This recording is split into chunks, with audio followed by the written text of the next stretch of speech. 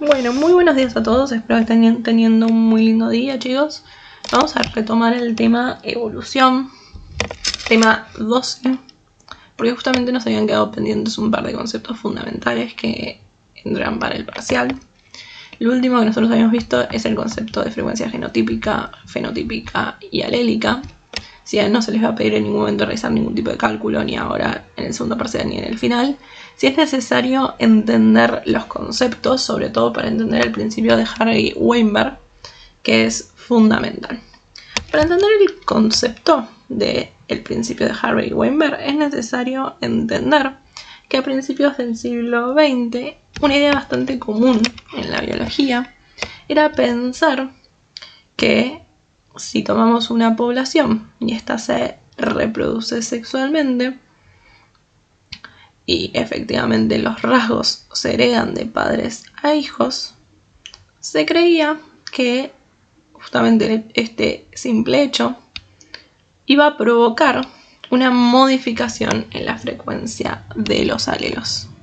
Justamente se creía que la herencia por sí sola iba a modificar la frecuencia de los alelos, o sea, la cantidad de alelos que había en una población. Se creía que justamente con el paso de las generaciones el alelo dominante se iba a volver cada vez más frecuente en la población, al punto de ser el único tipo de alelo, y que el alelo recesivo iba a aparecer de manera cada vez menos frecuente con cada generación hasta el punto de desaparecer. ¿Sí? O sea que iba a cambiar la cantidad de cada tipo de alelo en base a cada generación. Iba a haber una modificación de la frecuencia de los alelos. Esto efectivamente es erróneo, no es así, ¿sí? Justamente el principio de Hardy-Weinberg viene a demostrar justamente lo contrario.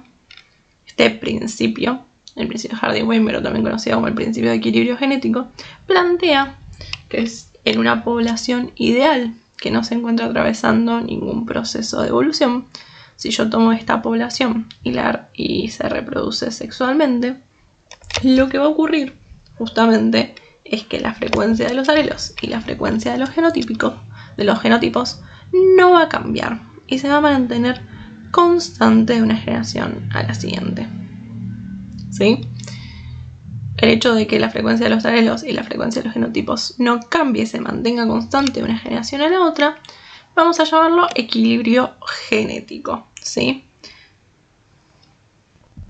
Lo que está ocurriendo acá es que como la frecuencia de los alelos y la frecuencia de los genotipos no cambia y se mantiene constante de una generación a la otra, podemos decir que la población no está cambiando en su composición genética. Para entender este concepto vamos a utilizar un ejemplo, ¿sí? Vamos a imaginar una población grande de 1000 personas, justamente, en donde tienen un gen, llamémoslo color de ojos, por ejemplo, que este gen tiene dos alelos, ¿sí? El alelo A mayúscula y el alelo A minúscula. Por ejemplo, color ojos marrones y color ojos verdes. Y justamente cuando agarramos estas 1000 personas y nos fijamos qué cantidad de alelos tienen, lo contabilizamos y nos damos cuenta que justamente hay 1000 alelos dominantes, 1000 alelos A y 1000 alelos recesivos, 1000 alelos A minúscula. O sea que tenemos, con respecto a la frecuencia alélica, 50% de alelos A mayúscula y 50% de los alelos con A minúscula. O sea, 50% alelos dominantes y 50% alelos recesivos.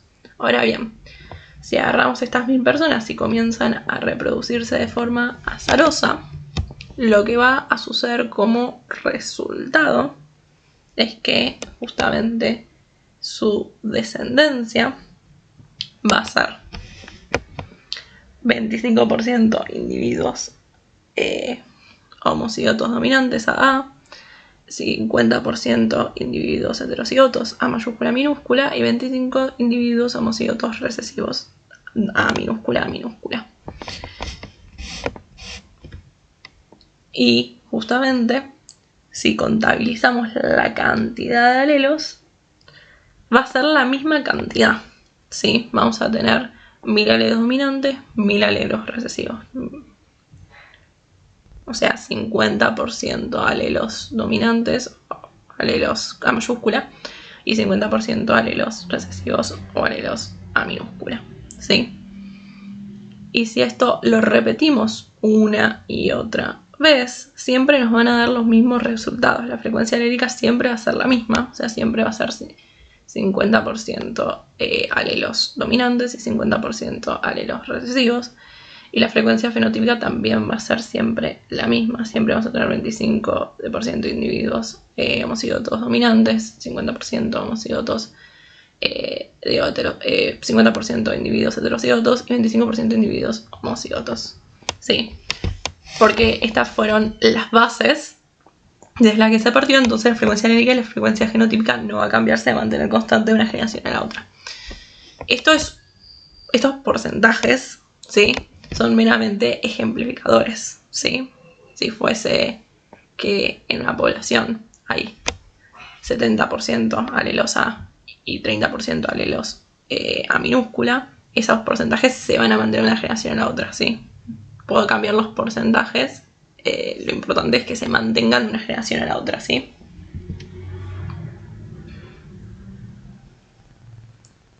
Justamente en ausencia de otros factores, si este proceso se repite una y otra vez, de generación en generación, se mantiene la frecuencia alélica y se mantiene la frecuencia genotípica de forma igual, ¿sí?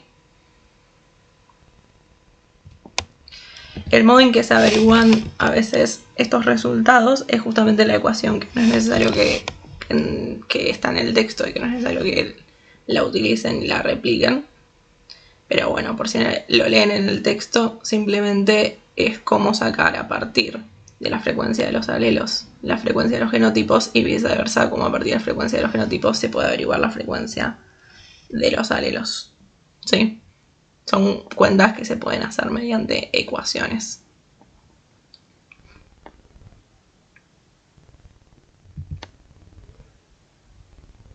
Entonces, por ahora lo que nos está diciendo el principio de Harry Weinberg es que si la población se reproduce sexualmente por azar, la herencia por sí sola no modifica la frecuencia de los alelos ni la frecuencia de los genotipos, sino más bien estos se mantienen.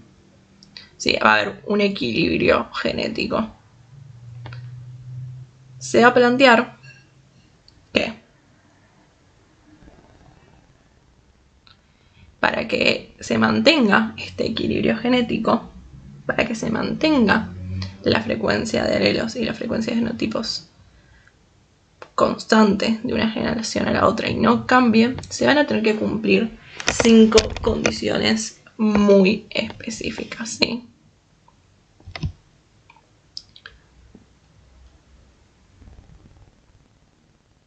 La primera condición la vamos a estar conociendo como apareamiento aleatorio, ¿sí? Esto significa que los individuos de la población no eligen pareja en función de sus características genéticas ni de ningún rasgo particular, ¿sí? Simplemente van a aparearse por medio del azar. Cada individuo en una población va a tener la misma probabilidad de reproducirse con cualquier otro del sexo opuesto, ¿sí? Justamente porque se aparean al azar y no seleccionan a sus parejas por el genotipo o el fenotipo, ¿sí? Yo no estoy eligiendo los animales están eligiendo a su pareja porque tenga orejas más grandes, o sea, pelaje marrón, o sea, con bigotes más grandes, o sea, no lo está eligiendo por ningún cara, porque esa persona, esa pareja tenga alguna característica en particular. Entonces, cuando esto ocurre, justamente cuando los individuos de la población se aparean por azar y entonces hay la misma probabilidad de reproducirse con cualquier otro individuo del sexo opuesto, en este caso los genotipos se van a combinar al azar sin ningún tipo de preferencia. Justamente como no se elige a la pareja porque tenga cierto rasgo, entonces se van a combinar los distintos rasgos de forma azarosa. Porque justamente, para darles un ejemplo, y rebajarlo un poco sería, no sé, el gato con ojos marrones no va a elegir a su pareja porque tiene ojos azules, simplemente se reproduce de casualidad con uno de ojos azules y entonces se realiza la combinación y realizaríamos el cuadrito, el famoso cuadrito. O puede ser que de forma celosa se reproduzca con un gato con ojos marrones y entonces se hace también el cruce. Pero no está diciendo el gato tipo, porque voy a elegir mi pareja por el color de ojos. A eso, ¿sí? Acá les puse, por ejemplo, si en una población de conejos hay machos y hembras con distintos colores de pelaje, no eligen pareja por el color de pelo, ni mucho menos por los genes que portan. Los animales no están pensando en eso. El apareamiento aleatorio garantiza que los individuos se reproduzcan sin preferencias.